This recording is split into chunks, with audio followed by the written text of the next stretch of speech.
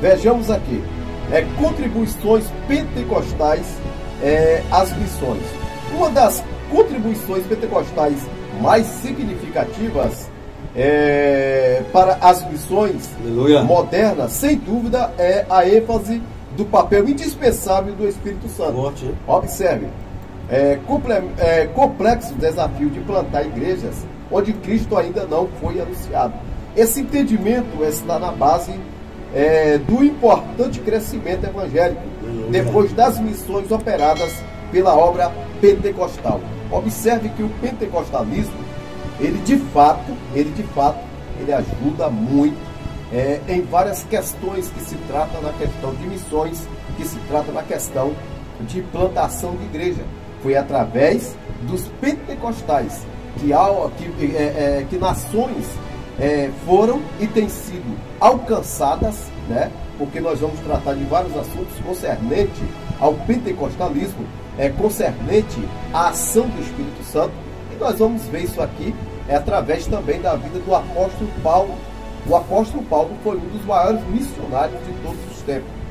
O apóstolo Paulo, ele alcançou aí várias etnias, vários povos, várias nações, por assim dizer. Paulo alcançou aí, levando o evangelho, pregando a palavra, levando o evangelho genuíno, 4 nações, né? Paulo alcançou 4 nações importantíssimas através do evangelho, através do poder do Espírito Santo sobre a vida dele. É interessante nós lembrarmos aqui que quando nós somos guiados pelo Espírito Santo, quando nós somos direcionados por ele, não tem como dar nada errado. Verdade. Não tem como dar errado, apóstolo. Não tem como nós ficarmos frustrados com alguma obra. Por quê? Porque nós estamos na direção do Espírito, estamos sendo guiados pelo Espírito Santo. Por quê? Porque o Espírito Santo, qual é o papel do Espírito Santo na obra missionária? O papel do Espírito Santo é ungir, separar e enviar. Aleluia. Ungir, separar e enviar.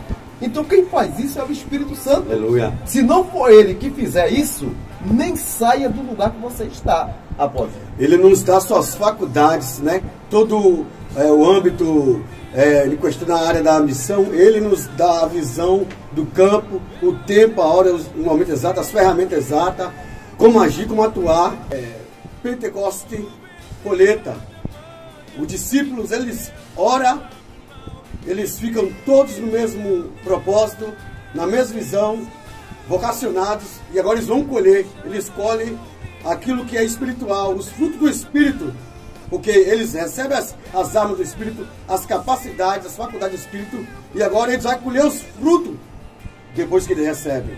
Então, foi num sábado, eles recebem ali o poder de Deus, e eles, revestidos pelo Espírito, eles são cheios, empossados do Espírito Santo. O Espírito Santo dá as faculdades, o entendimento e o amor pelas almas, para levar a fundo o ministério da evangelização. E nessa feita, quando a gente estamos falando sobre o Espírito Santo de Deus, ele é o grande, eminente, às vezes nós se levanta para fazer a obra, e outro opositor se levanta, e a gente às vezes se frustra. Ele chega, nos encoraja, nos anima, nos mostra o propósito de Deus Pai, qual é, e nós se animamos novamente, e a gente se renova nele e vai novamente para o campo missionário, porque a tarefa dele é isso. E o diácono Mário está falando sobre falar em língua, né? A grossulária, como diz, né? Não pronuncia, fala em língua. Paulo disse que quem fala em língua, fala em mistério, e fala diretamente com Deus e edifica a si mesmo. Ou seja, a pessoa se fortalece. É muito peculiar, é muito de suma importância receber o seu Espírito Santo para as missões, e até mesmo ele nos dá a força, a capacidade de suportar as batalhas interna e externa em nós mesmos, para também nós não só fazer missão, mas também nós suportar as batalhas e subir para a glória no tempo dele. Amém, diácono Mário? Glória a Deus. Então, a gente estamos aqui trazendo, na verdade, uma orientação muito forte acerca da importância do Espírito Santo na nossa vida. quando se trata da questão missionária. E nós vemos aqui, nós trazendo aqui à luz das Escrituras, a questão da igreja primitiva. A igreja primitiva, ela crescia sempre. Aleluia. Não parava de crescer. Verdade. Porque a igreja primitiva, ela trabalhava pela ação do Espírito Santo. Observe bem. No Pentecoste, estavam todos ali. Quando foram todos revestidos de poder que veio do céu, a Bíblia diz que havia uma multidão fora daquela casa. Havia uma multidão fora daquela casa. E o que acontece? Quando eles observam aqueles homens cheios do Espírito Santo, falando em línguas diferentes, quando eles observam aquela situação, aquele movimento dentro daquela casa, por aqueles 120 crentes que ali estavam, eles começaram a murmurar e ao mesmo tempo indagar uns aos outros. Será que eles estão embriagados a esta hora do dia? Será que eles estão embriagados? Observe. Pedro, tomado pelo Espírito Santo de Deus e autorizado pela palavra, Pedro sai para fora e Pedro começa a falar com eles. Primeira coisa que Pedro faz é apresentar para eles Joel capítulo 2, versículo 28. Primeiro Pedro mostra para eles que havia uma promessa lá atrás. Havia uma promessa de que nos últimos dias Deus derramaria do seu Espírito sobre toda a carne. Quando Pedro coloca na mesa essas cartas aí, o que acontece? Pedro consegue agora trazer um sermão, e esse sermão convence quase 3.000 homens. Aleluia. Quase 3.000 pessoas são convencidas pelo sermão que Pedro trouxe naquele dia. Sabe o que acontece aí? Sabe o que eu vejo aí, apóstolo? Amém. Um homem cheio de Deus, um homem tomado pelo Espírito Santo de Deus. Ele tem esta autoridade, este poder outorgado por Deus para lançar um sermão, para dar um sermão, para falar com as pessoas e as pessoas serem convencidas. Por quê? Porque o Espírito de Deus que há nele é que vai convencer as pessoas de que tudo aquilo que ele está falando é verdade, de que tudo que está saindo da boca dele é verdade, há veracidade no que está saindo da boca dele. E não foi diferente com Pedro. Pedro trouxe um sermão com base bíblica e foi convencido ali quase 3.000 homens.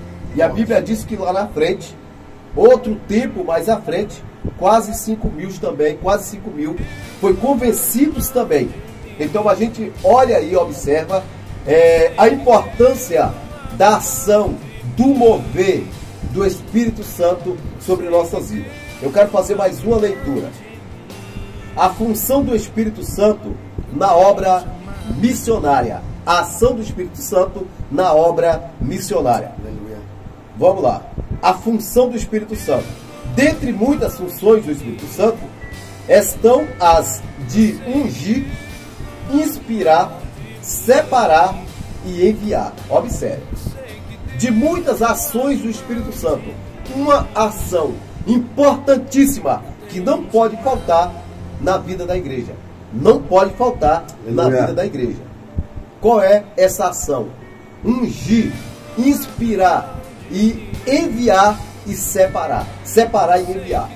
Ungir, inspirar, separar e enviar. São 4 ações importantíssimas para a vida da igreja. Cuidado, não saia para o campo missionário se você não for ungido, se você não for inspirado, se você não for separado e se você não for enviado para o campo missionário pelo Espírito Santo de Deus. Não saia, não faça isso.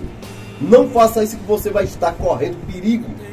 Porque a igreja que crescia, eles eram bem sucedidos na obra missionária. Por quê? Porque eles atendiam eles respeitavam essas 4 ações do Espírito Santo: ungir, separar, enviar, tá certo? Ungir, separar, inspirar e enviar. Isso é muito importante. Nós temos que ter muito cuidado, temos que respeitar essas 4 ações do Espírito Santo. Então, depois de ter feito tudo isso aí, homens e mulheres para os 4 cantos da terra, como missionários do Senhor. Por isso a obra missionária é uma tarefa ligada à ação exclusiva do Espírito Santo. A obra missionária é uma tarefa ligada à ação exclusiva do Espírito Santo. Não existe obra missionária sem a ação do Espírito Santo. Não existe obra missionária por convicções pessoais. Não, eu tenho um chamado, eu gosto de fazer missões, eu gosto de evangelizar. Cuidado que você pode ser enganado por essas questões pessoal sua, porque você precisa atender essas questões espirituais ligadas ao Espírito Santo de Deus. Então, nós observamos que a obra missionária, ela tem que ser ligada, né? Ela tem que ser uma tarefa ligada à ação exclusiva. É uma ação exclusiva. A gente tem que entender, apóstolo Marinho Santo, que há exclusividade nessa ação do Espírito Santo. Há exclusividade. Não há ninguém que possa te convencer para que você saia para o campo missionário. Se o Espírito Santo de Deus não estiver atuando nesta obra, sai fora. Se o Espírito Santo não estiver no centro, na exclusividade desta obra missionária, não saia, não faça isso. Não por mérito do homem, não por mérito seu, não por convicções suas, não. O Espírito Santo tem exclusividade para agir na obra missionária. E observe que no livro de Isaías, capítulo 61, versículo 1 ao 3, Isaías foi bem enfático. Isaías disse: eis que o Espírito do Senhor me ungiu para pregar boas novas. O Espírito de Deus, ele unge o homem, sabe para quê? Para anunciar as boas novas. O ano aceitável do Senhor. Para libertar os cativos e oprimidos do diabo. É para isso que o Espírito Santo de Deus unge o homem. O Espírito Santo de Deus não unge o homem para ele ficar em contenda com o seu irmão. Para ele ficar em disse-me-disse, leva e traz. Não, não é para isso. O Espírito Santo de Deus, ele unge o homem para que o homem venha anunciar o ano aceitável do Senhor. Pregoar as boas novas, né? Libertar o cativo e o oprimido do diabo. Observe, em outro momento o Espírito Santo não permitiu que os apóstolos ficassem envolvidos com problemas sociais e quaisquer outras atividades que não fosse o Evangelho. Outra coisa interessante, apóstolo, isso aqui agora vai chocar pessoas e isso aqui agora vai trazer uma certa polêmica. Por quê? Porque o missionário que é vocacionado por Deus, ele não pode se envolver em outras coisas que não seja a obra missionária, que não seja o Evangelho. Ele não pode se envolver em outras coisas. É bem certo aqui. Em outro momento, o Espírito Santo não permitiu, olha só, permissão. O Espírito Santo não permitiu que os apóstolos ficassem envolvidos com problemas sociais. Problemas sociais. E quaisquer outras atividades que não fosse a evangelização. Quando Deus chamou os apóstolos, não foi para se envolver com outras coisas, foi para se envolver com o reino, foi para se envolver com a obra de evangelização.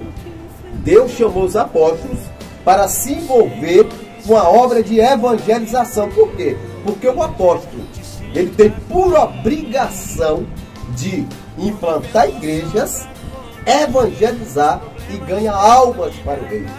Preparar discípulos, preparar obreiros, preparar missionários. Esse é o papel fundamental do apóstolo. Então Jesus está falando aqui que o apóstolo não, o Espírito de Deus não permitiu que os apóstolos se envolvissem com nada que não fosse a obra de evangelização, apóstolo. Pegou aí, né? É forte aí, estreito é o negócio. Eu vou falar, mas o pastor Ademilson quer que eu faça comentário. Eu vou fazer comentário. Ele falou assim, ó, pneumatologia, estudo sobre o Espírito Santo. Bom ensinamento sobre o Espírito Santo. Verdade. A gente temos aqui, chamada massa cefálica, psique, que a gente conhecemos como mente, memória. Então ele nos separa para também convencer outros. Ele convence tanto a nossa pessoa física, como ele convence o nosso espírito a estar entronizado nele, a ele permitir que nós seja introduzido nele. Né? Ele nos permite que a gente seja isso. Aí ele faz o que? Ele unge. Quando ele unge, Diácono Mauro, glória a Deus, ele faz isso aqui também. Ele consagra, que é o ato de santificar, de tirar a impureza. Quando Isaías recebe a glória de Deus, Isaías é purificado. Quando os discípulos recebem a glória de Deus, recebem o Espírito Santo, eles são purificados. Ou seja, é mortificado. E aí eles começam a gerar os frutos do Espírito. Eles começam agora a fazer a obra genuína do Espírito, gerando os mesmos frutos: mansidão, fé, amor, longanimidade, domínio próprio, sabedoria. E eles vão fazendo isso. E nisso aí, as pessoas, os gentios, os gregos e todos que ouviram o Evangelho, iam vendo o amor de Jesus. A diferença de que Jesus é diferente dos outros deuses, que este Deus é diferente. Ele não está morto, ele não é uma estátua, ele está vivo. Ele foi morto por se entregar por nós. No terceiro dia ele ressuscitou. Ele tem um controle da morte do inferno. E ele ainda ressuscita quem crê nele. Então eles vão pregar a ação da pessoa de Jesus, a primeira pessoa do Pai, de Deus Pai. E ele vai pregar a ação do centro, que é Jesus. E ele, que é o Paracleto, o Espírito Santo, que é o intérprete, vai ser também ali mencionado no meio da pregação dos apóstolos.